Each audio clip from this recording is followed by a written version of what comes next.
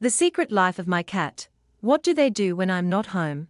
Have you ever really stopped and wondered what your cat is doing when you're not home? We like to think they just nap all day, maybe curl up on the couch, or in that one sunny spot by the window. But I had a feeling there was more to it. So, I set up a camera. Just a little one. Nothing fancy. Just enough to spy on my cat, let's call her Mochi, while I was out. The moment I closed the door and left for work, the show began. At first, it was what you'd expect. She stared at the door for a solid 5 minutes, like she was already planning my funeral. One dramatic meow, and she turned away, tail flicking with pure disappointment. Then, things started to get interesting. About 30 minutes in, Mochi leapt onto the kitchen counter like she owned the place. Technically, she does.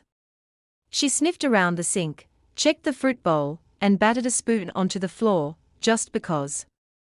I swear she looked directly into the camera afterward. Like she knew. Then came the zoom eyes.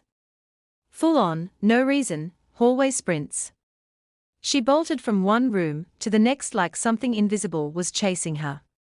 A ghost? A demon? Her own bad decisions? Who knows? After exhausting herself, she did what cats do best, act weird.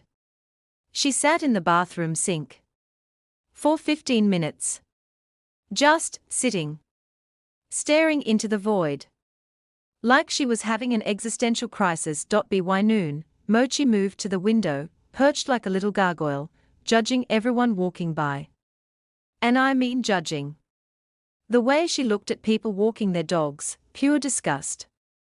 Leashes? Outside. Peasants. Around 1 p.m., she took a nap. Nothing special. Just your typical curled-up cat nap. But then, out of nowhere, she popped up and started attacking a sock on the floor like it owed her money. Violent, calculated sock destruction. It was honestly impressive. By 2:30, she was back on her nonsense. She knocked over a pencil cup on my desk. Then chased the pencils. Then got scared by one of the pencils moving. Then ran behind the couch to hide. It was chaos. Tiny, adorable chaos. At 3 p.m., she discovered her own reflection in the mirror. This led to a full 5-minute staring contest. And then, of course, a paw battle. Swipe. Stare. Swipe again. She may have lost the fight, but she kept her pride. By 4, she had mellowed out. She climbed onto my bed and loafed, that classic cat position where all 4 paws disappear.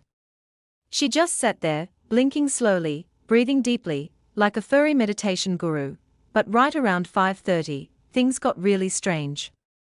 She started pacing near the door. Meowing occasionally. Sitting. Standing. Sitting again. It was like she knew I was coming home soon. Somehow, she could sense it. At exactly 5:45, I walked through the door, and there she was. Sitting perfectly still. Looking up at me like, oh. You again. No greeting. No affection. Just that calm, indifferent expression, like I had interrupted something important. Of course, 2 seconds later, she flopped over dramatically, stretched her whole body, and purred like she hadn't seen me in years. Classic Mochi. Oh, what does my cat do when I'm not home? She runs. She naps. She knocks things over. She fights ghosts, judges humanity, and probably plots world domination, all before dinner, and somehow, she still acts like I'm the weird one. The next time you leave the house, just remember, your cat isn't just waiting. They are living their best, secret life.